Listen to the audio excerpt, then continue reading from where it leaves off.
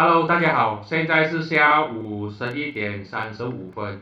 有股友就问这只 A1 Synergy ASB，这只是一个安华的概念股。现在6州选举正在进行中，很多这种概念股呢又跳出来，又有了炒作。我们来看一下图，首先你可以看到它在上一次大选的时候。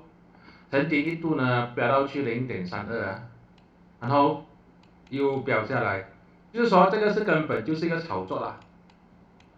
如果这次6州选举大胜的话呢，西门大胜的话呢，是非常有可能就会跳到去0.32的，但是一定要记得要卖，OK。我们现在看一下它的主力线 resistance 肯定就是这一个套牢盘。也就是筹码主力线灰色线的0.18，个人认为，如果它有机会站稳上去0.18，这个是可以短线投机的 ，OK？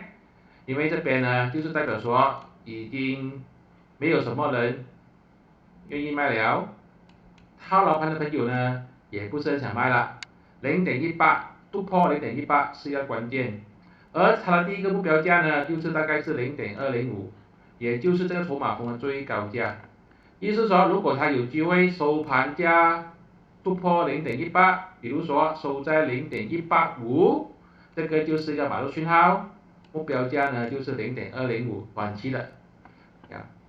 当然，如果它继续往下掉，还没有站上去，反而是右侧没有的话，这个基本上就暂时不用看了。它的这个支撑呢就是0.16，如果你买在0.18、0.185过后呢，它又右turn回来，再破0.16的话，这个你就要止损了，这个就要止损的，因为这个是很明显是一个炒作股，短线的炒作股，不可以长期持有。这些都是我的个人看法，并没有任何的买卖建议，谢谢大家。